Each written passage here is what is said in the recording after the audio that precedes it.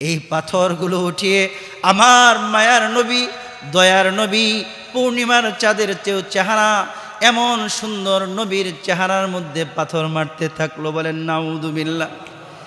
যে নবীকে শহরের দুই পাশে দাঁড়িয়ে ফুলের তোড়া দেওয়ার কথা ছিল, সেই নবীকে তায়েফবাসী পাথর মারতে শুরু করে দিল।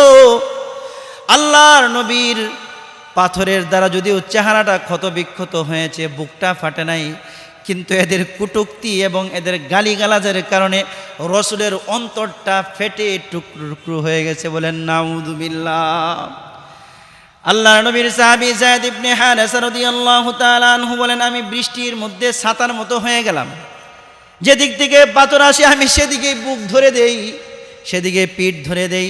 ডান দিক থেকে পাথরের বৃষ্টি আসলে আমি ডান দিকে চলে যাই, বাম দিক থেকে পাথরের বৃষ্টি আসলে আমি বাম দিকে চলে যাই, সামনের দিক থেকে পাথরের বৃষ্টি আসলে আমি সামনের দিকে চলে যাই। এইভাবে আল্লাহর রাসূলকে নিয়ে আমি দৌড়তে দৌড়তে 3 মাইল রাস্তা অতিক্রম করে তায়েফ শহর অতিক্রম করি। বলেন নাউযুবিল্লাহ। আল্লাহ নবীর জামাটা সমস্ত শরীরের সাথে মিশে গেছে, রক্তে রঞ্জিত হয়ে গেছে, পাদুকা মুবারক জুতার সাথে একদম লেপ্টে গেছে, পাহাড়ের পাদদেশে গিয়ে বসছে। যিনি আমাদেরকে সুস্থতা এবং নিরাপত্তার সাথে তার ওই ঘর মসজিদে যিনি আসার বসার, কোরআন ও হাদিস থেকে আলোচনা করা এবং শোনার মতো তৌফিক দান করলেন, সেই মহান রবের দরবারে সবাই অন্তরে অন্তঃস্থল থেকে, হৃদয়ের গভীর থেকে কালিমাতুশ শুকর আদায় করে বলছি আলহামদুলিল্লাহ। সম্মানিত হাজিরিন, রবিউল আউয়াল মাস রসুলের জন্মের মাস। এই মাসে তিনি এই পৃথিবীতে ধরায় তিনি আগমন করেছিলেন। আমরা বিগত কয়েক সপ্তাহ যাবৎ অন্যান্য নবী রাসূলদের দাওয়াতি জীবন, যারা তার দাওয়াত গ্রহণ করেছে তাদের সফলতা, আর যারা তাদের দাওয়াত গ্রহণ করে নাই সেই জাতির ব্যর্থতা এবং সেই জাতির ধ্বংসের শাস্তির যে ধ্বংস লীলা আল্লাহ তাআলা কোরআনে কারিমে উল্লেখ করেছিলেন, এইগুলো আমরা ধারাবাহিকভাবে জেনেছি, সামনে ইনশাল্লাহ আরও জানব। রবিউল আউয়াল মাস উপলক্ষে আমি আপনাদের সামনে আমাদের রাসূল সাল্লাল্লাহু আলাইহি ওয়াসাল্লামের দাওয়াতি জীবন নিয়ে একটু আলোচনা করার চেষ্টা করব। আল্লাহ তাআলা আমাকে তৌফিক দান করুক, সকলে বলে আমিন। রাসূল করিম সাল্লাল্লাহু আলাইহি ওয়াসাল্লাম গোটা পৃথিবীর মধ্যে তিনি সর্বশ্রেষ্ঠ নবী, সর্বকালের সর্বশ্রেষ্ঠ মানব। পৃথিবীর প্রথম নবী হচ্ছেন আদম আলাইহিস সালাম এবং সর্বশেষ নবী, সর্বশ্রেষ্ঠ নবী, সকল নবীদের ইমাম, সকল নবীদের নেতা, দু জাহানের নেতা, তিনি হচ্ছেন সর্বশেষ নবী, আমাদের নবী জনাবে মুহাম্মদ মুস্তাফা সাল্লাল্লাহু আলাইহি ওয়াসাল্লাম। নবী করিম সাল্লাল্লাহু আলাইহি ওয়াসাল্লাম এমন একটি যুগে, এমন একটি কালে তিনি আগমন করেছিলেন, যে কালটিকে, যে যুগটিকে জাহিলিয়ত তথা অন্ধকার মূর্খতার যুগ বলা হতো। হত্যা, লুণ্ঠন, ব্যভিচার, ঝগড়া বিবাদ, মারামারি, কাটাকাটি, হানাহানি, যুদ্ধ বিগ্রহ, সুদ, তারপরে ডাকাতি থেকে শুরু করে যত ধরনের খারাপ অভ্যাস হতে পারে, সব ধরনের খারাপ অভ্যাস এই জাতির ছিল নিত্য দিনের একটি অভ্যাস। এমন একটি যুগে তিনি আবির্ভাব হয়েছেন,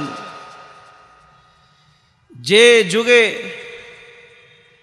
পণ্যের মতো মানুষ বাজারে বেচা কেনা হতো। মনিবরা দাস দাসীদের উপর অকথ্য নির্যাতন তারা চালাতো। পশু পাখি, উট ঘোড়ার মূল্যায়ন ছিল, কিন্তু দাস দাসীদের কোনো মূল্য তাদের কাছে ছিল না। এমন একটি যুগে তিনি এসেছিলেন, যে যুগে নারীদের কোনো মর্যাদা, সমাজের মধ্যে প্রতিষ্ঠিত ছিল না।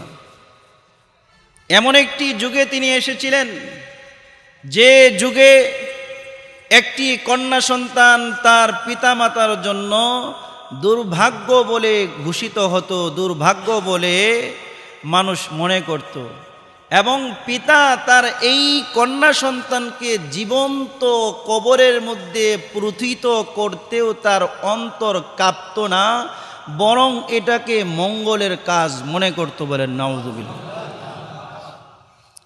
গোটা পৃথিবীতে যখন জুলুম, নির্যাতন, নিপীড়ন, শোষণ এবং ন্যায়ের শাসন যখন ছিল না, আল্লাহ রাব্বুল আলামিন এই অন্ধকারাচ্ছন্ন তিমির রজনীতে ঘুটঘুটে অন্ধকারে আবদ্ধ জাতিকে আলোর রাস্তা দেখানোর জন্য, হেদায়েত দেওয়ার জন্য, জাহান্নাম থেকে জান্নাতের দিকে নেওয়ার জন্য আল্লাহ তাআলা সর্বশ্রেষ্ঠ নবীকে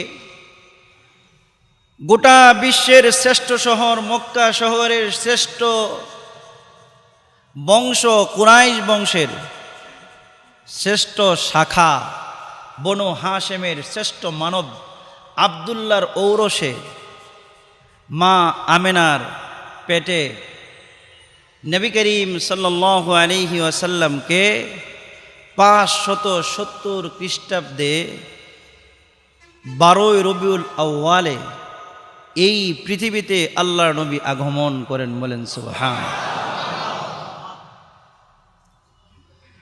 নবী করিম সাল্লাল্লাহু আলাইহি ওয়াসাল্লাম এর আগমনটা অন্যান্য শিশুদের মতো ছিল না, কারণ তিনি তো আসমান জমিনের শ্রেষ্ঠ, আল্লাহর পরে যান শ্রেষ্ঠত্ব তিনি হচ্ছেন তিনি। সুতরাং তার আগমন এটা সাধারণ কোনো আগমন ছিল না। মা আমেনা রাদিয়াল্লাহু তাআলা আনহা বলেন, মহিলারা যখন গর্ভবতী হয়, বমি বমি ভাব হয়, খাবারের অরুচি দেখা দেয়, বিভিন্ন ধরনের ব্যথা শুরু হয়, শরীরের বিভিন্ন দুর্বলতা দেখা দেয়, প্রেগন্যান্সি যত সমস্যা মহিলাদের থাকে, আমি আমেনা কোনো সমস্যাই কোনোদিন বোধ করি নাই। সুবহানাল্লাহ। তিনি ছিলেন ইয়েতিম নবী। কেমন ইয়েতিম নবী? নবী করিম সাল্লাল্লাহু আলাইহি ওয়াসাল্লাম মায়ের গর্ভে যখন তিনি এসেছেন, মায়ের গর্ভে যখন তার বয়স 6 মাস, তখন তার পিতা তাকে ছেড়ে দুনিয়া থেকে তিনি চলে গেলেন। এই সন্তান যখন মায়ের কোলে আসছে, আমিনা রাদিয়াল্লাহু তাআলা আনহা সন্তানটাকে কোলে নিয়েছেন। কোলে নেওয়ার পরে দেখলেন এই সন্তানটা তো পূর্ণিমার চাঁদের চেয়েও অনেক সুন্দর চেহারা। সন্তানের চেহারাটা হাতায় আর মা কান্না করে, আর মনে মনে তিনি বলেন, আজকে যদি এই সন্তানকে দেখে যে ব্যক্তি সবচেয়ে বেশি খুশি হতো সে হচ্ছে আব্দুল্লাহ। আজকে তার বাবা নাই, তার বাবার অভাব কে পূরণ করবে? নবী করিম সাল্লাল্লাহু আলাইহি ওয়াসাল্লাম বিশ্ব ইয়েতিম ছিলেন। আল্লাহ রাব্বুল আলামিন চাইলেন তার বন্ধুকে সব ধরনের সহযোগিতা ব্যতীত সমস্ত মানুষদের সব ধরনের রক্ষণাবেক্ষণ ব্যতীত এককভাবে আল্লাহ রাব্বুল আলামিন রক্ষণাবেক্ষণ করে তার দায়িত্ব নিয়ে তাকে সুন্দর করে বড় করবেন। বলেন সুবহানাল্লাহ। মায়ের কোলে তিনি দুধ পান করেন। কিছুদিন পরে হালিমাতুস সাদিয়া রাদিয়াল্লাহু তাআলা আনহার বাড়িতে চলে গেলেন। মায়ের দুধ পান করেন। ধীরে ধীরে তিনি হাঁটতে শুরু করেছেন। হাঁটতে হাঁটতে যখন তিনি তার অন্যান্য খেলার বন্ধুদের সাথে মাঠে চড়েন, বিভিন্ন পাহাড়ের পাদদেশে বিকালবেলায় খেলতে যান, একদিন নবী মুহাম্মদ মুস্তাফা সাল্লাল্লাহু আলাইহি ওয়াসাল্লামের বাড়ি ফিরতে দেরি দেখে হালিমাতুস সাদিয়া রাদিয়াল্লাহু তাআলা আনহা অত্যন্ত পেরেশান হয়ে তিনি দৌড়ে মাঠের দিকে গেলেন। গিয়ে দেখলেন মাঠের কোণের মধ্যে বসে মুহাম্মদ সাল্লাল্লাহু আলাইহি ওয়াসাল্লাম কাঁদতেছেন, ডুকরিয়ে কাঁদতেছেন। হালিমাতুস সাদিয়া জিজ্ঞাসা করেন, মুহাম্মদ তুমি কাঁদো কেন? আল্লাহর নবী বলেন, বিকাল বেলায় অন্যান্য শিশুদের পিতা তাদেরকে ডেকে ডেকে বাড়িতে নিয়ে যায়, কিন্তু আমার বাবা তো আমাকে কোনোদিন ডাকে নাই। রাসূল করিম সাল্লাল্লাহু আলাইহি ওয়াসাল্লামের এই কথা শুনে হালিমাতুস সাদিয়া রাদিয়াল্লাহু তাআলা আনহা তাকে বুকের মধ্যে জড়িয়ে নিয়ে বাড়িতে চলে গেলেন। বাচ্চারা যখন কিছুটা ডাঙ্গর হয়েছে, তিনি তার মা আমেনার কোলে দিয়ে আসলেন। আল্লাহ রাব্বুল আলামিন চাইলেন এই সন্তানটাকে আমি নিজ প্রতিপালকের মাধ্যমে, নিজ আমার প্রভুত্বের মাধ্যমে, আমার সহযোগিতায় তাকে বড় করব। এই জন্য রসুলের বয়স যখন 6 হল, তখন জনম দুঃখিনী মা তাকে ছেড়ে চলে গেলেন। তারপর তার দাদার কাছে তিনি আশ্রয় গ্রহণ করলেন। তার দাদা তার অন্যান্য চাচাদের বেশি, তার অন্যান্য সন্তানদের চেয়ে বেশি মুহাম্মদ সাল্লাল্লাহু আলাইহি ওয়াসাল্লামকে আদর করতেন, বলেন সুবহানাল্লাহ। কিন্তু এই দাদার ছায়াটাও আর বেশি দিন রইল না। 8 বছর বয়সে দাদাও পৃথিবী থেকে চলে গেল। এইভাবে তারপর তার তত্ত্বাবধায়ক হয়ে গেলেন তার চাচা আবু তালেব। আবু তালেবের তত্ত্বাবধানে তিনি চলতে লাগলেন। আর আবু তালেবকে তিনি বিভিন্ন ব্যবসা বাণিজ্য থেকে শুরু করে সব ধরনের সহযোগিতা করতে থাকলেন, বলেন সুবহানাল্লাহ।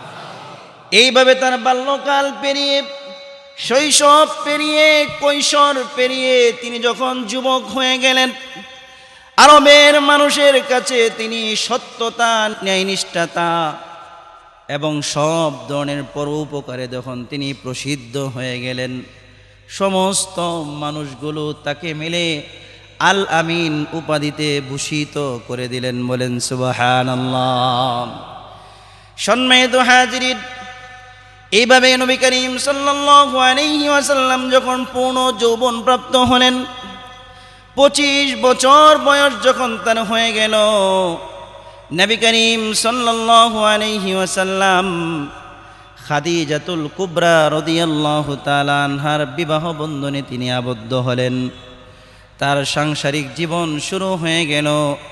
সাংসারিক জীবনের মাধ্যমে তিনি সমাজের বিভিন্ন কার্যক্রমের মধ্যে তিনি অংশগ্রহণ করতে লাগলেন, বলেন সুবহানাল্লাহ।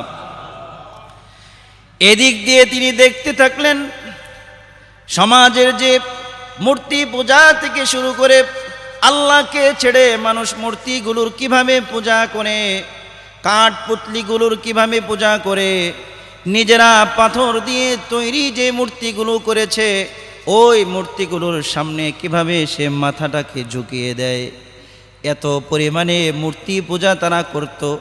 এই কাফের মুশরিকগুলো বাইতুল্লাহর মতো পবিত্র স্থানেও 360টি মূর্তি স্থাপন করেছিল, বলেন নাউযুবিল্লাহ। এই চিন্তায় তিনি বিভোর ছিলেন, এই জাতিকে কিভাবে অন্ধকারাচ্ছন্ন জগৎ থেকে আলোর দিকে নেওয়া যায়। কিন্তু অন্ধকারাচ্ছন্ন জগৎ থেকে আলোর দিকে নেওয়ার জন্য তার কোনো ধরনের সিস্টেম জানা ছিল না, কারণ তিনি নবী ছিলেন না। এই জন্য আল্লাহ রাব্বুল আলামিন তিনি বিশ্ব এতিম থেকে শুরু করে উম্মতের জন্য যে ফিকির তিনি করেছেন, আল্লাহ রাব্বুল আলামিন কোরআনে কারীমের 93তম সূরা সূরা দুহায় তিনি উল্লেখ করেন, আলাম ইয়াজিদকা ইয়াতীমান ফাআওয়া। হে নবী, আল্লাহ কি আপনাকে পিতৃহীন এতিম অবস্থায় পাননি, তারপর তিনি আপনাকে আশ্রয় দান করেছিলেন, বলেন সুবহানাল্লাহ। ওয়াজাদাকা দাল্লান ফাহাদা। তারপর আল্লাহ রাব্বুল আলামিন তিনি আপনাকে বেখবর পেয়েছিলেন, তিনি আপনাকে একদম শরীয়ত সম্পর্কে অনভিজ্ঞ পেয়েছিলেন, তারপর আল্লাহ তাআলা আপনাকে পথ দেখান, হেদায়েত দান করেন। বলেন সুবহানাল্লাহ। ওয়া ওয়াজাদাকা আইলান ফাআগনা, আর আল্লাহ আপনাকে সম্বলহীন অবস্থায় পেয়েছেন, তারপর আল্লাহ তাআলা আপনাকে ধনী বানিয়ে দিয়েছেন। বলেন সুবহানাল্লাহ। সম্মানিত হাজিরিন, এভাবে নবী করিম সাল্লাল্লাহু আলাইহি ওয়াসাল্লাম চলতে লাগলেন। নবী করিম সাল্লাল্লাহু আলাইহি ওয়াসাল্লাম প্রায় সময় উম্মতের কথা চিন্তায় চিন্তায় তিনি বিভোর থাকতেন। ধীরে ধীরে মক্কার অদূরে জাবালে নূরের গারে সাওর তথা হেরা গুহায় তিনি সেখানে আত্মগোপন করতেন, ধ্যান করতেন, আল্লাহর ইবাদত বন্দেগী করতে থাকতেন। বলেন সুবহানাল্লাহ। এইভাবে যখন আল্লাহ নবী সাল্লাল্লাহু আলাইহি ওয়াসাল্লামের বয়স 40-এ উপনীত হলো, 40 বছর যখন পেরিয়ে গেল, 40 বছরে যখন প্রাপ্তবয়স্ক হয়ে গেলেন, নবী করিম সাল্লাল্লাহু আলাইহি ওয়াসাল্লামের কাছে একদিন হেরা পর্বতে একজন ফেরেশতা এসে উপস্থিত হয়ে গেলেন। বলেন সুবহানাল্লাহ। ইমাম বুখারী রাহমাতুল্লাহি আলাইহি বাবু কাইফা কানা বাদিউল ওয়াহয়ি ইলা রাসূলিল্লাহি সাল্লাল্লাহু আলাইহি ওয়াসাল্লাম, এই অধ্যায় আম্মা জান আয়েশা সিদ্দিকা রাদিয়াল্লাহু তাআলা আনহার বর্ণনায় এই হাদিসটি নিয়ে এসেছেন। আম্মা জান আয়েশা সিদ্দিকা রাদিয়াল্লাহু তাআলা আনহা নবুয়তের সূচনা কিভাবে হয়েছিল সেখান থেকে আলোচনা করতে করতে আল্লাহর নবী বলেন, ফাজাআহুল মালাক, একদিন আল্লাহর নবীর কাছে একজন ফেরেশতা আসলো। আসার পরে বলল, ফাকালা ইকরা, হে মুহাম্মদ আপনি পড়ুন। ক্বালা মা আনা বিকারিইন, আল্লাহর নবী বলেন আমি তো পড়তে জানি না। ক্বালা ফাখাযানি ফাগাত্তানি হাত্তা বালাগা মিন্নাল জুহদা সুম্মা আরসালানি, আল্লাহর নবী বলেন যখন আমি বললাম আমি তো পড়তে জানি না, তখন ওই ফেরেশতা আমাকে তার বুকের সাথে মিলিয়ে এমন জোরে চাপ দিলেন যা সহ্য করা আমার পক্ষে অত্যন্ত কষ্ট হলো, তারপর ছেড়ে দিলেন। বলেন সুবহানাল্লাহ। দ্বিতীয়বার আবার বললেন, ফাকালা ইকরা, হে মুহাম্মদ আপনি পড়ুন। ফাকুলতু মা আনা বিকারিইন, আল্লাহর নবী বলেন আমি বললাম আমি তো পড়তে জানি না। ফাআখাযানি ফাগাত্তানি আস-সানিয়াতা হাত্তা বালাগা মিন্নাল জুহদা সুম্মা আরসালানি, দ্বিতীয়বার যখন আমি এই উত্তর দিলাম, সাথে সাথেই দ্বিতীয়বার তিনি তার বুকের সাথে আমার বুকটাকে মিলিয়ে এমন জোরে চাপ দিলেন যা সহ্য করা আমার পক্ষে অনেক কষ্ট হয়ে গিয়েছে। আল্লাহর নবীকে ছেড়ে দিলেন। ছেড়ে দেওয়ার পরে তৃতীয়বার আবার বললেন, ফাকালা ইকরা, আপনি পড়ুন। ফাকুলতু মা আনা বিকারিইন, তৃতীয়বারও আল্লাহর নবী বলেন আমি বললাম আমি তো পড়তে জানি না। ফাখাযানি ফাগাত্তানি আস-সালিসাতা হাত্তা বালাগা মিন্নাল জুহদা সুম্মা আরসালানি, অতঃপর আল্লাহর নবী বলেন তৃতীয়বারও তার বুকের সাথে আমার বুকটাকে মিশিয়ে এমন জোরে চাপ দিলেন, এমন জোরে চাপ দিলেন যা আমার প্রাণ বায়ু উষ্ঠাগত হয়ে গেল। তারপর তিনি ছেড়ে দিয়ে বললেন, হে নবী আপনি পড়ুন, সবাই আমার সঙ্গে পড়ুন। ইকরা বিসমি রাব্বিকাল্লাযী খালাক, খালাকাল ইনসানা মিন আলাক, ইকরা ওয়া রাব্বুকাল আকরাম الذي علم بالقلم علم الإنسان ما لم يعلم। কোরআনে কারীমের 96তম সূরা সূরা আলাকের এই প্রথম 5টি আয়াত আল্লাহ রাব্বুল আলামিন সর্বপ্রথম হেরা গুহায় যেদিন তাকে নবুয়তে ভূষিত করা হয়েছে সেদিন নাজিল করেছিলেন। কিন্তু আল্লাহর নবী বুকে চাপ দেওয়ার কারণে, হঠাৎ করে ফেরেশতা দেখার কারণে তিনি ভীত হয়ে গেলেন। জিবরাইল আলাইহিস সালাম যখন চলে গেলেন, আল্লাহর নবী তিনি বাড়িতে ফিরে আসলেন। খাদিজাকে বললেন, হে খাদিজা জাম্মিলুনি জাম্মিলুনি, তুমি আমাকে কম্বল দাও, আমাকে কম্বল দিয়ে জড়িয়ে দাও।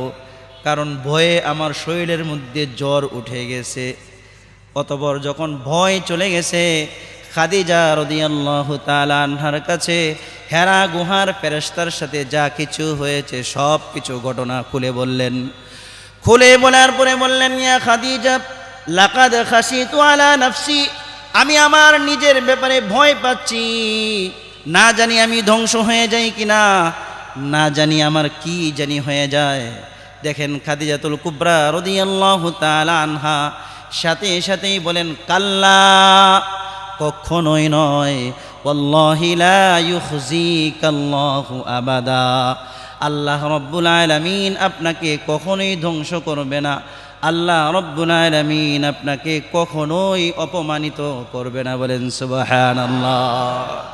সম্মানিত হাজিরিন, তিনি এই 5টি গুণ উল্লেখ করে বললেন, ইয়া রাসূলুল্লাহ, ইয়া হাবিবাল্লাহ, আল্লাহ আপনাকে কখনোই ধ্বংস করবেন না। সাথে সাথেই তার চাচাতো ভাই তৎকালীন যুগের বড় আলেম ছিলেন, ইনজিল কিতাবের অনেক বড় আলেম ছিলেন, ওয়ারাকাত ইবনে নাওফালের কাছে নিয়ে গেলেন। গিয়ে বললেন, হে আমার চাচাতো ভাই, আপনার ভাতিজা খাদিজা রাদিয়াল্লাহু তাআলা আনহার চাচাতো ভাইয়ের কাছে কে গেছেন? খাদিজা। কাকে নিয়ে গেছেন? আল্লাহর রসুলকে। গিয়ে কি বলতেছেন? আপনার ভাতিজা, তার মানে খাদিজা রাদিয়াল্লাহু তাআলা আনহার সাথে ভাই বোনের সম্পর্ক না ফুফা এবং ভাতিজার সম্পর্ক? ফুফি ভাতিজির সম্পর্ক। আল্লাহ রসুল সম্পর্কে ভাতিজা হইতেন। বিয়ে হয়েছে কিনা? আমাদের এলাকায় এইভাবে যদি বিয়ে হয় উপায় নাই। কি বলেন, উপায় আছে? ওই মানুষ দেখছি, এমন খারাপ মানুষ আর দেখি নাই। আপন ফুফু, আপনার পাড়া প্রতিবেশী ফুফু অথবা চাচাতো ফুফুকে বিয়ে করে ফেলছে। কিন্তু আরবের মধ্যে এটাকে কোনো কি ব্যাপারই মনে করা হতো না। তার কাছে নিয়ে গেলেন, নিয়ে যাওয়ার পরে বললেন, দেখেন আপনার চাচাতো ভাই কি বলে, আপনার ভাতিজা কি বলে। আল্লাহ নবী সেই হেরা গুহায় যা সংগঠিত হয়েছে সব কিছু বলছেন। সাথে সাথেই ওয়ারাকাত ইবনে নাওফাল বললেন, হাদাল্লাযী নামুসুল্লাযী আনজালাল্লাহু আলা মূসা, এটা হচ্ছে ওই দূত, ওই ফেরেশতা, ওই জিবরাইল, যাকে আল্লাহ রব্বুল আলামিন মূসা আলাইহিস সালামের কাছে প্রেরণ করেছিলেন। বলেন সুবহানাল্লাহ। আপনি নবী হয়ে গেছেন, তবে শুনেন একটি কথা আপনাকে বলে দেই, যখন আপনার কওম আপনাকে বের করে দিবে, যখন আপনার কওম আপনার উপর জুলুম নির্যাতন করবে, তখন যদি আমি যুবক থাকতাম তাহলে আপনাকে ভরপুর মদত করতাম, সাহায্য সহযোগিতা করতাম। আল্লাহ নবী বললেন, তারা কি আমাকে বের করে দিবে? যেখানে আমি জন্মগ্রহণ করেছি, যেখানে আমার পৈতৃক ভিটা, যেখানে আমার 14 গোষ্ঠীর জন্ম, যেখানে আমার পিতৃপুরুষ ছিল, যেখানে আমার সব কিছু আত্মীয় স্বজন, সেখান থেকে আমার জাতি আমাকে বের করে দিবে। ওয়ারাকা ইবনে নাওফাল বলেন, অতীত জীবনে যে ব্যক্তির উপরে নবুয়াত এসেছে ওই ব্যক্তি কোনোদিন তার জন্মভূমিতে থাকতে পারে নাই, জন্মভূমির মানুষগুলো তাকে তাড়িয়ে দিয়েছে। বলেন নাউযুবিল্লাহ। নবী করিম সাল্লাল্লাহু আলাইহি ওয়াসাল্লাম এই সুসংবাদ নিয়ে তিনি ঘরে চলে আসলেন। চলে আসার পরে হেরা গুহায় যে ওহী নাজিল হয়েছে, ওহী নাজিলের পরে কিছুদিন ওহী বন্ধ। ওহী কেন বন্ধ করা হয়েছে? মুহাদ্দিসিনে কেরাম তাফসীর করেন, ওহী এই জন্য বন্ধ করা হয়েছিল যাতে করে নবী করিম সাল্লাল্লাহু আলাইহি ওয়াসাল্লামের যে একটি ভয় অন্তরের মধ্যে প্রবেশ করেছে, এই ভয়টি যেন দূর হয়ে যায়, আর ওহীর প্রতি যেন তার আগ্রহ আরও বেড়ে যায়। আগ্রহ বৃদ্ধি এবং ভয় দূরকরণের জন্য আল্লাহ রাব্বুল আলামিন ওহী কিছুদিনের জন্য বন্ধ করে দিলেন। ওহী বন্ধের সময় তিনি হেরা গুহায় গিয়ে বসে থাকতেন, ধ্যানে থাকতেন। না জানি কখন ওহী চলে আসে, কখন ওই ফেরেশতা আসবে, এই অপেক্ষায় তিনি থাকতেন। হঠাৎ একদিন তিনি যখন হেরা গুহা থেকে পাহাড়ের পাদদেশ দিয়ে হাঁটছিলেন, কে জানি ডাকতেছেন, ইয়া মুহাম্মদ, হে মুহাম্মদ বলে ডাকলেন। তিনি ডানে তাকালেন, দেখলেন কিছুই নাই, বামে তাকালেন, দেখলেন কিছু নাই, সামনের দিকে তাকালেন, দেখলেন কিছুই নাই, পিছনের দিকে তাকালেন, দেখলেন কেউ নাই। উপরের দিকে আসমানের দিকে তাকিয়ে দেখেন সেই হেরা গুহার সেই ফেরেশতা পুরা আসমান জুড়ে বড় একটি সিংহাসনের মধ্যে বসে আছে। বলেন সুবহানাল্লাহ। এত বড় সিংহাসন, এত বড় ফেরেশতা দেখে আল্লাহর নবী ভয়ে তিনি মাটিতে উপর হয়ে পড়ে গেলেন। দৌড়তে দৌড়তে খাদিজার কাছে গিয়ে বললেন, ইয়া খাদিজা জাম্মিলুনি জাম্মিলুনি, অনেক ভয় পেয়েছি, আমাকে কম্বল দাও, আমাকে কম্বল দিয়ে জড়িয়ে দাও। কম্বল দিয়ে জড়িয়ে দিলেন। জিব্রাইল আলাইহিস সালাম পিছনে পিছনে গেলেন, গিয়ে বললেন, ইয়া আইয়ুহাল মুদ্দাসসির কুম ফাআনদির, হে কম্বলওয়ালা, হে কম্বলে মোড়নওয়ালা, তো আপনি উঠুন এবং আপনার কওমকে জাহান্নাম এবং শিরিক বেদাত কুসংস্কারের প্রতি ভীতি প্রদর্শন করুন। সুবহানাল্লাহ। কুম, আপনি দাঁড়িয়ে যান, আর শুয়ে থাকার সময় নয়। আল্লাহর রাসূল যে ওই যে দাঁড়িয়েছিলেন, বাকি 23 বছরের জিন্দিগিতে আল্লাহর রাসূল কোনো একটি রাত্রে পূর্ণ রাত্র ঘুমাতে পারেন নাই। বলেন সুবহানাল্লাহ। উম্মতের প্রতি কেমন দরদ ছিল। নবী করিম সাল্লাল্লাহু আলাইহি ওয়াসাল্লাম বিছানা থেকে তিনি লেপ কম্বল যেটা ছিল তিনি ঝেড়ে উঠে গেলেন। উঠে তিনি লাগাতার 3টি বছর তিনি গোপনে দাওয়াত দিতে লাগলেন। গোপনে দাওয়াতে সর্বপ্রথম তার বিবি খাদিজাতুল কুবরা রাদিয়াল্লাহু তাআলা আনহা সর্বপ্রথম মুসলমান হয়ে পৃথিবীর ইতিহাসে স্বর্ণাক্ষরে তার নামটাকে লিপিবদ্ধ করে গেছেন। বলেন সুবহানাল্লাহ। তার বালক পুত্র যায়েদ ইবনে হারেসা, বালকদের মধ্যে আলী ইবনে আবি তালেব রাদিয়াল্লাহু তাআলা আনহু, আর বয়স্কদের বয়স্ক পুরুষদের মধ্যে আবু বকর সিদ্দিক রাদিয়াল্লাহু তাআলা আনহু, যিনি আল্লাহর রাসূলের অন্তরঙ্গ বন্ধু ছিলেন, তিনি ইসলাম গ্রহণ করলেন। বলেন সুবহানাল্লাহ। এইভাবে যখন প্রকাশ্যে গোপনে দাওয়াত দিতে থাকলেন, হঠাৎ করে আল্লাহ রাব্বুল আলামিনের পক্ষ থেকে আয়াত নাজিল হয়ে গেল, ওয়া আনদির আশীরাতাকাল আকরাবিন। হে নবী, আপনি গোপনে দাওয়াত বাদ দিয়ে এখন আপনি আপনার আত্মীয় স্বজনকে, নিকটতম আত্মীয়দেরকে ভীতি প্রদর্শন করেন। বলেন সুবহানাল্লাহ। মুফাসসিরিনে কেরাম বলেন, এরপর থেকে তার প্রকাশ্যে দাওয়াত শুরু হয়ে গেছে। প্রকাশ্যে দাওয়াত দিতে গিয়ে তিনি কুবাইস পাহাড়ের মধ্যে উঠে গেলেন।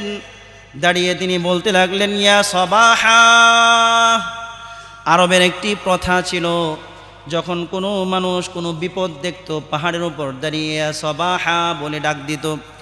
আল্লাহ নবী ইয়া সবাহা বলে ডাক দিলেন। এইভাবে প্রত্যেক বংশের লোকদেরকে নাম ধরে ধরে ডাকতে থাকলেন, নাম ধরে ধরে ডাকতে থাকলেন। সমস্ত মানুষগুলো যখন একত্রিত হলো, সমস্ত মানুষদের উদ্দেশ্যে আল্লাহ নবী বলেন, আমি যদি তোমাদেরকে বলি পাহাড়ের পাদদেশে ঘোড়সওয়ার দল সৈন্য পক্ষ তোমাদেরকে ধ্বংস করার জন্য অপেক্ষা করতেছে, আমার কথাকে বিশ্বাস করবে? সমস্ত মানুষগুলো এক বাক্যে বলল, হে মুহাম্মদ, আপনাকে কোনোদিন মিথ্যা বলতে শুনি নাই, আপনাকে কোনোদিন মিথ্যা বলতে দেখি নাই, আপনি যা বলবেন আমরা 100-এ বিশ্বাস করব। বলেন সুবহানাল্লাহ। সাথে সাথেই তিনি বললেন, ইন্নী লাকুম নাযীরুন বাইনা ইয়াদাই আযাবিন শাদীদ। হে আমার কওমের লোকেরা, আত্মীয় স্বজনেরা, আমার বংশের মানুষেরা, আমি তোমাদের জন্য ভীতি প্রদর্শনকারী, আমি তোমাদের জন্য জাহান্নামের ভয় তোমাদেরকে ভীতি প্রদর্শন করছি। তোমরা শিরিক বেদাত এইগুলো থেকে ফিরে এসে এক আল্লাহর তাওহীদকে বিশ্বাস করে কালিমা পড়ে তোমরা সবাই মুসলমান হয়ে যাও। সমস্ত মানুষগুলোর মধ্যে কিছু মানুষ মাথা নিচু করে দিছে, কিছু মানুষ কিছু বলার জন্য সাহস করেছে, কিন্তু সেই সাহসটা পেরে উঠতে পারে নাই। তার চাচা আবুল আহাব সাথে সাথেই বলল, ইয়া মুহাম্মদ, হে মুহাম্মদ, তুমি ধ্বংস হও, তাব্বান লাকা আলিহাদা জামাতানা। অন্য বর্ণনায় এসেছে, তাব্বান লাকা সাইরাল ইয়াউম, তোমার গোটা জীবনটা ধ্বংস হয়ে যাও, এই নিষ্কর্ম অপ্রয়োজনীয় জিনিসের জন্য কি তুমি আমাদেরকে একত্রিত করেছো। বলেন নাউযুবিল্লাহ। আল্লাহর গায়ে সহ্য হয় নাই, কারণ এই ব্যক্তি সরাসরি আল্লাহর নবীকে ডাইরেক্ট প্রতিবাদ করেছে, নিন্দা করেছে, আল্লাহর নবীর বিরুদ্ধাচরণ করেছে। আল্লাহ রাব্বুল আলামিন সাথে সাথেই নবীর সান্ত্বনার জন্য জিবরাইল আলাইহিস সালামকে পাঠিয়ে দিয়ে সূরা লাহাব নাজিল করে দিলেন। সবাই আমার সঙ্গে পড়ুন। আল্লাহ রাব্বুল আলামিন বলেন, তাব্বাত ইয়াদা আবি লাহাবিন ওয়া তাব। আল্লাহ তাআলা বলেন, আমার নবী ধ্বংস হবে না, তুই এবং তোর গোটা জীবন, গোটা পরিবার ধ্বংস হয়ে গেছে। সুবহানাল্লাহ। নবী করিম সাল্লাল্লাহু আলাইহি ওয়াসাল্লাম পাহাড় থেকে নেমে গেলেন। নেমে গিয়ে নবী করিম সাল্লাল্লাহু আলাইহি ওয়াসাল্লাম বিভিন্নভাবে দাওয়াত দিতে থাকলেন। দাওয়াতের এই কার্যক্রমকে বন্ধ করার জন্য বিভিন্ন পায়তারা শুরু করে দিল। পায়তারা শুরু করার পরে আল্লাহর নবী বিভিন্ন সাহাবায়ে কেরামের উপর জুলুম নির্যাতন থেকে শুরু করে সব ধরনের জুলুম নির্যাতন তারা শুরু করে দিয়েছে। নবী করিম সাল্লাল্লাহু আলাইহি ওয়াসাল্লামের চাচা আবু তালেবকে বারবার ওয়ার্নিং দিচ্ছে, হে আবু তালেব, তুমি তোমার ভাতিজাকে থামাও, আর না হয় কিন্তু উপায় নাই, তোমার ভাতিজা সহ তোমাকে ধ্বংস করে দিব। বলেন নাউযুবিল্লাহ।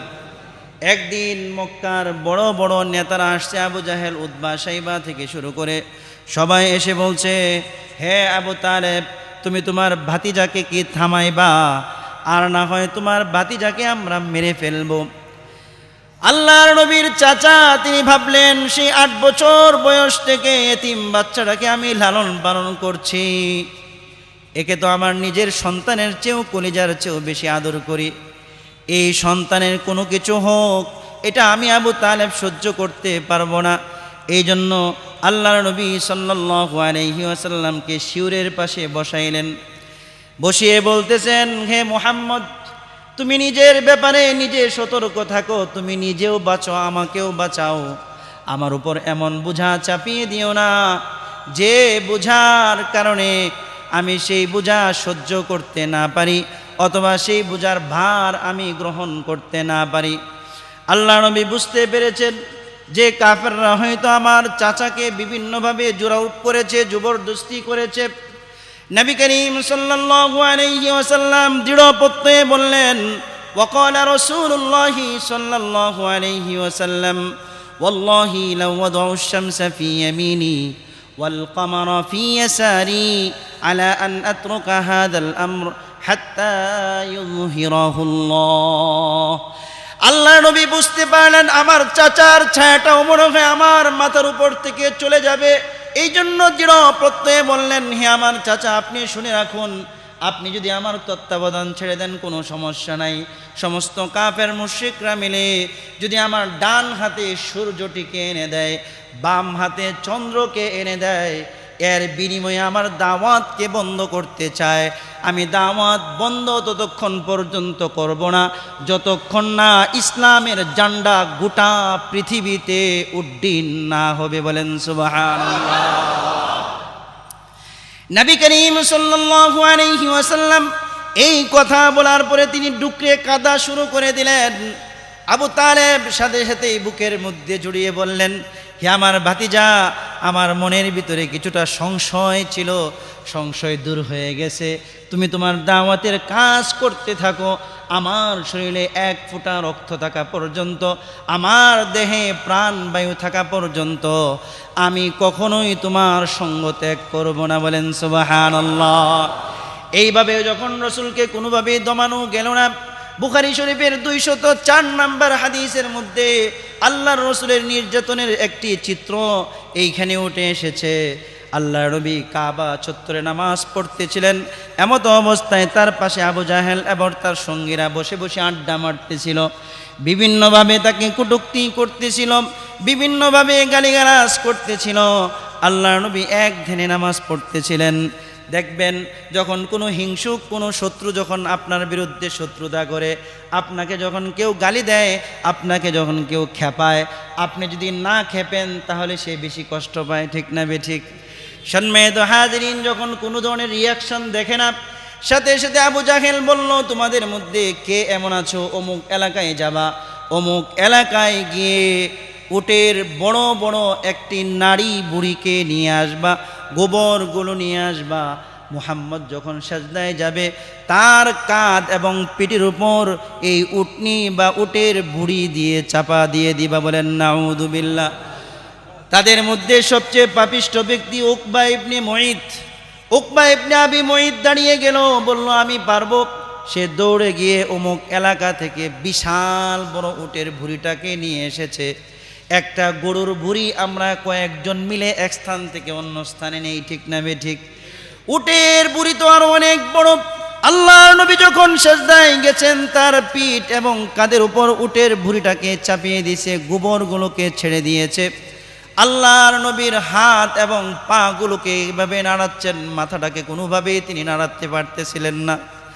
নবী করিম সাল্লাল্লাহু আলাইহি ওয়াসাল্লামের এই অবস্থা দেখে এক সাহাবী ফাতেমা রাদিয়াল্লাহু তাআলা আনহার কাছে গিয়ে বলল, ফাতেমা দৌড়ে যাও, তোমার বাবাকে কাফেররা কাবার সামনে বিভিন্ন ধরনের জুলুম নির্যাতন করতেছে। ছোট্ট শিশু বালিকা ফাতেমা দৌড়ে আসলেন, কারণ মেয়ে কন্যা সন্তানরা বাবাকে অনেক বেশি ভালোবাসে, ঠিক না বে ঠিক? দৌড়ে আসলেন, আসার পরে বাবার কাঁধ থেকে উটের নারী ভুঁড়িটাকে সরাইলেন। সরানোর পরে তিনি যখন বাবার চেহারাটা দেখলেন চাঁদের চেয়েও সুন্দর, চেহারার মধ্যে গোবর দিয়ে মেখে আছে, বলেন নাউযুবিল্লাহ। ফাতেমা রাদিয়াল্লাহু তাআলা আনহার চেহারা থেকে গোবরগুলো মুছতেছেন আর বলতেছেন, ইয়া রাসূলুল্লাহ, হে আমার বাবা, আপনার চেহারা এত রক্তাক্ত হয়ে গেছে, লাল হয়ে গেছে, এটা বলে তিনি কান্না করতেছেন আর বলতেছেন, ইয়া রাসূলুল্লাহ, ইয়া হাবিবাল্লাহ, কাফেররা মনে হয় আপনার চেহারার মধ্যে আঘাত করেছে, পিছন থেকে মনে হয় আপনার জামাটাকে টেনে ছিঁড়ে ফেলেছে। আল্লাহর নবী বলেন, হে আমার প্রাণপ্রিয়া কন্যা, তুমি কান্না করো না, কারণ তোমার বাবা এমন এক দিন নিয়ে এসেছে, লা ইয়াবকা আলা যহরিল আরদি বাইতু মাদারিন ওয়ালা আওয়ারিন ইল্লা আদখালাহুল্লাহুল ইসলাম। আল্লাহর নবী বলেন, আল্লাহ রাব্বুল আলামিন আমাকে এমন এক দিন দিয়ে প্রেরণ করেছেন, যে দিনের আওয়াজ, দিনের দাওয়াত, দিনের পতাকা প্রতিটি পাকা কাঁচা ঘরে একদিন সমস্ত পৃথিবীতে দিনের দাওয়াত পৌঁছবে এবং সমস্ত এলাকাগুলো ইসলামের পতাকার নিচে সমস্ত এলাকাগুলো বিজিত হবে, বলেন সুবহানাল্লাহ। নবী করিম সাল্লাল্লাহু আলাইহি ওয়াসাল্লাম এইভাবে দাওয়াতের কার্যক্রম তিনি করতেছিলেন। নবুয়তের 10ম বছর তার প্রাণপ্রিয়া বিবি, তার সবচেয়ে কাছের যিনি আশ্রয় দিয়েছিলেন আবু তালেব, নবুয়তের 10ম বছরে তিনি ইন্তেকাল করেন। 2 মাস পরে তার বিবি খাদিজাতুল কুবরা রাদিয়াল্লাহু তাআলা আনহা ইন্তেকাল করেন।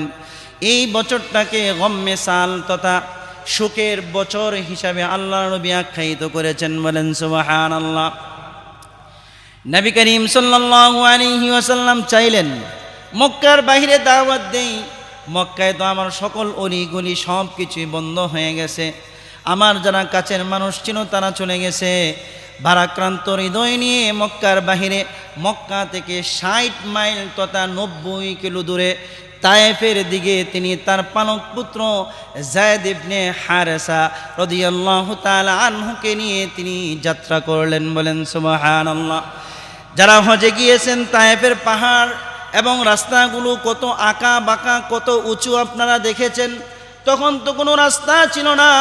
আল্লাহর নবী তার পালক পুত্র যায়েদ ইবনে হারেসা রাদিয়াল্লাহু তাআলা আনহুকে নিয়ে সেই 90 কিলোমিটার রাস্তা পাহাড় পাড়ি দিয়ে তারা দুজন মিলে ওই এলাকায় তারা প্রবেশ করার পরে রাস্তার 2 পাশে যত গোত্র পেলেন, যত বাড়ি পেলেন, যত বসতি পেলেন, সমস্ত বসতিদেরকে কালিমার দাওয়াত দিলেন। একটা মানুষ রাসূলের দাওয়াত গ্রহণ করে নাই। আল্লাহ নবী তায়েফের শহরে প্রবেশ করলেন। শহরে প্রবেশ করে বনি সাকিব গোত্রের 3 জন নেতৃস্থানীয় ব্যক্তি আবদি, আলীল, মাসউদ এবং হাবিব, এই 3 জনের সাথে সাক্ষাৎ করে ইসলাম তাদের সামনে তুলে ধরলেন। তাদের মধ্যে একজন বলল, আল্লাহ কি তোমাকে ছাড়া আর কাউকে নবী হিসাবে পান নাই, বলেন নাউযুবিল্লাহ। দ্বিতীয়জন বলল, যদি আল্লাহ তোমাকে নবী বানায় তাহলে আমি কাবার গিলাফ ছেড়ে ফেলবো, বলেন নাউযুবিল্লাহ। তৃতীয়জন বলল, আমি তোমার সাথে কোনো কথা বলতে চাই না, তুমি যদি নবী হয়ে থাকো, তোমার কথা যদি না মানি, তাহলে আল্লাহর গজব আমার উপর পতিত হবে। আর যদি তুমি নবী না হয়ে ভণ্ড হয়ে থাকো, তাহলে তোমার সাথে কথা বলা এটা ভদ্রতা এবং সৌজন্যতার খেলাফ, সুতরাং আমি তোমার সাথে কোনো কথা বলতে চাই না। বলেন নাউযুবিল্লাহ। আল্লাহ নবী বলেন ইফআলু মা শিতুম, তোমরা যা মন চায় তা করো, তবে তোমাদের কাছে একটা রিকোয়েস্ট, একটা আবেদন হচ্ছে, আমার এই কথা, আমার ব্যাপারটা তোমরা গোপন রাখবা, কাউকে বলবা না। নবী করিম সাল্লাল্লাহু আলাইহি ওয়াসাল্লাম শহরের ভিতরে প্রবেশ করলেন। যে গলিতে, যে বাড়িতে দাওয়াত দিতেন, তারা শুধু একটি কথাই বলতো, আমাদের শহর থেকে তুমি বেরিয়ে যাও, আমাদের শহর থেকে তুমি বেরিয়ে যাও। এছাড়া আর কোনো উত্তর তাদের ছিল না, এছাড়া আর কোনো উত্তর ছিল না। নবী করিম সাল্লাল্লাহু আলাইহি ওয়াসাল্লাম লাগাতার একদিন দুই দিন নয়, 10টি দিন পর্যন্ত তায়েফের মধ্যে মানুষদেরকে আল্লাহর প্রতি আহ্বান করলেন, আল্লাহর প্রতি দাওয়াত দিলেন। একটা মানুষ রসুলের প্রতি ঈমান তো আনে নাই, এমনকি একটা মানুষ রসুলকে 1 গ্লাস পানি দিয়ে পর্যন্ত মেহমানদারি করে নাই। অথচ এরা জানতো তিনি হচ্ছেন কুরাইশ বংশের সর্বশ্রেষ্ঠ মানুষ, আল আমিন। রসুলকে চিনত না ব্যাপারটি এমন নয়, তারা চিনত, বংশ চিনত, রসুলকে চিনত, সব কিছুই চিনত। কিন্তু তিনি যেহেতু দাওয়াত নিয়ে এসেছেন, এই জন্য সমস্ত মানুষ মিলে তাকে অস্বীকার করেছে এবং সবাই একত্রিত হয়ে বলেছে, এখনই তুমি আমাদের শহর থেকে বেরিয়ে যাবে। আল্লাহ নবী তার যায়েদ ইবনে হারেসা রাদিয়াল্লাহু তাআলা আনহুকে নিয়ে বের হতে লাগলেন। ওই সমস্ত কাফের মুশরিকরা তাদের গোলামবাদী এবং দুষ্ট ছেলেদেরকে উলাইয়া দিলেন। এদেরকে বললেন, বিভিন্নভাবে গালিগালাজ করতে থাকলো, বিভিন্ন কটূক্তি করতে থাকলো। রেল লাইনের 2 পাশে যে ছোট্ট ছোট্ট পাথর থাকে, এই পাথরগুলো উঠিয়ে আমার মায়ার নবী, দয়ার নবী, পূর্ণিমার চাঁদের চেয়েও চেহারা, এমন সুন্দর নবীর চেহারার মধ্যে পাথর মারতে থাকলো। বলেন নাউযুবিল্লাহ। যে নবীকে শহরের 2 পাশে দাঁড়িয়ে ফুলের তোড়া দেওয়ার কথা ছিল, সেই নবীকে তায়েফবাসী পাথর মারতে শুরু করে দিল। আল্লাহর নবীর পাথরের দ্বারা যদিও চেহারাটা ক্ষতবিক্ষত হয়েছে, বুকটা ফাটে নাই, কিন্তু এদের কটূক্তি এবং এদের গালিগালাজের কারণে রসুলের অন্তরটা ফেটে টুকরো টুকরো হয়ে গেছে। বলেন নাউযুবিল্লাহ। আল্লাহর নবীর সাহাবী যায়েদ ইবনে হারেসা রাদিয়াল্লাহু তাআলা আনহু বলেন, আমি বৃষ্টির মধ্যে ছাতার মতো হয়ে গেলাম। যেদিক থেকে পাথর আসে আমি সেদিকে বুক ধরে দেই, সেদিকে পিঠ ধরে দেই। ডান দিক থেকে পাথরের বৃষ্টি আসলে আমি ডান দিকে চলে যাই, বাম দিক থেকে পাথরের বৃষ্টি আসলে আমি বাম দিকে চলে যাই, সামনের দিক থেকে পাথরের বৃষ্টি আসলে আমি সামনের দিকে চলে যাই। এইভাবে আল্লাহর রাসূলকে নিয়ে আমি দৌড়তে দৌড়তে 3 মাইল রাস্তা অতিক্রম করে তায়েফ শহর অতিক্রম করি। বলেন নাউযুবিল্লাহ। আল্লাহ নবীর জামাটা সমস্ত শরীরের সাথে মিশে গেছে, রক্তে রঞ্জিত হয়ে গেছে, পাদুকা মুবারক জুতার সাথে একদম লেপ্টে গেছে, পাহাড়ের পাদদেশে গিয়ে বসছে। আপনারা যারা হজে গিয়েছেন দেখবেন, বিশাল বড় একটি পাথর ছোট্ট একটি পাথরের মধ্যে আটকে আছে। বিরাট বড় পাথরটাকে, কয়েকশো মণ ওজন পাথরটাকে একসাথে তায়েফের মানুষগুলো ধাক্কা দিয়ে নিচে ফেলে দিয়ে আল্লাহর রাসূলকে শেষ করে দিতে চেয়েছিল। এই পাথরটা যখন নিচের দিকে গড়িয়ে পড়তেছিল, আল্লাহর পক্ষ থেকে গায়বী আওয়াজ চলে আসে, ইয়া হাজার উসকুন, হে পাথর তুমি এখানেই থেমে যাও, 1 চুল পরিমাণ সামনের দিকে আগাবে না। বলেন সুবহানাল্লাহ। ছোট্ট একটি পাথরের মধ্যে ঠেস দিয়ে এই পাথরটি আজও রয়েছে, কিয়ামত পর্যন্ত থাকবে। আল্লাহ নবী সাল্লাল্লাহু আলাইহি ওয়াসাল্লাম পাথরের মধ্যে হেলান দিয়ে বসে আছেন। যায়েদ ইবনে হারেসা রাদিয়াল্লাহু তাআলা আনহু জুতাটা খুলতে চান। আল্লাহ নবী বলেন, যায়েদ এইভাবে খোলো না, এই যে রক্তের সাথে চামড়াটা মিশে গেছে, তুমি যখন টান দাও তখন মনে হয় আমার কলিজাটা ছিঁড়ে যাচ্ছে। বলেন নাউযুবিল্লাহ। নবী করিম সাল্লাল্লাহু আলাইহি ওয়াসাল্লাম পাহাড় থেকে উকবা শাইবা এদের বাগানের একটি গাছের নিচে গিয়ে বসলো।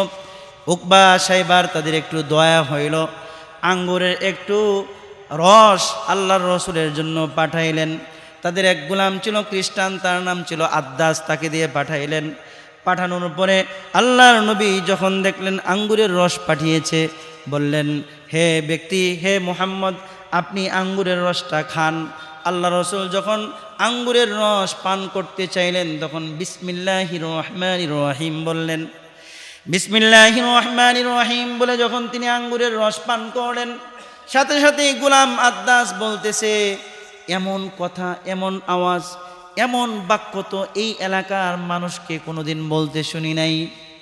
আদ্দাসকে জিজ্ঞাসা করতেছে, তুমি কে, তোমার বাড়ি কোথায়? আদ্দাস বলে, আমি হচ্ছে একজন খ্রিস্টান, ঈসাই ধর্মের অনুসারী, আমার বাড়ি হচ্ছে নিনেওয়া। আদ্দাস বলেন, কোন নিনেওয়া?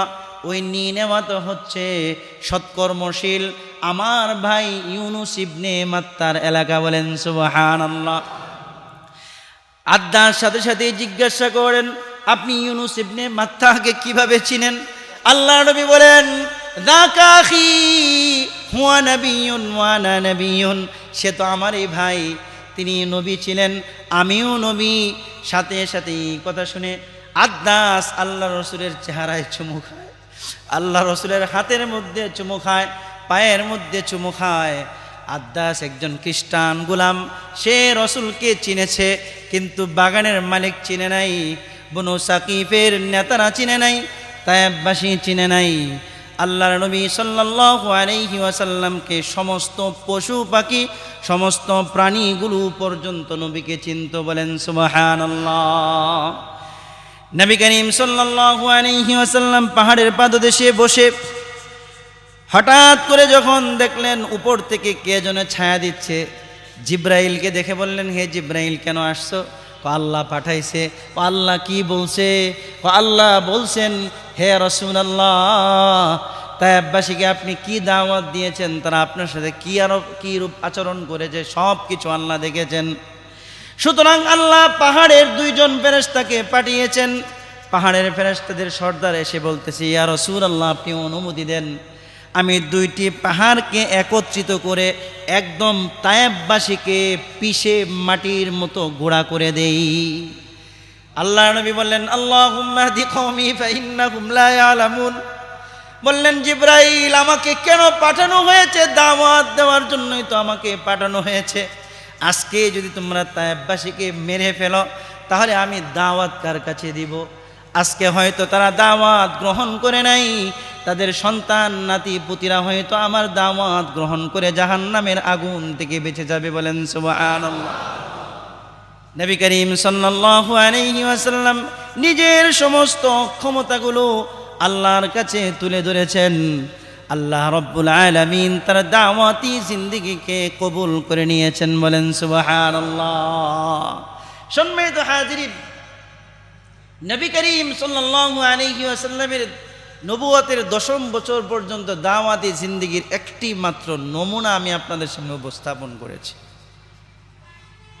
রসুলের জীবনী এটা এক বিশাল সমুদ্র। এই সমুদ্র আজ পর্যন্ত কোনো ঐতিহাসিক, কোনো লেখক, কোনো সিরাত গ্রন্থকার, কোনো বক্তা, কোনো ওয়াইজ, কোনো মানুষ কোনোদিন লিপিবদ্ধ করে, কোনো বক্তৃতা করে, কোনোদিন আলোচনা করে কিয়ামত পর্যন্ত আলোচনা করেও শেষ করতে পারবে না। বলেন সুবহানাল্লাহ।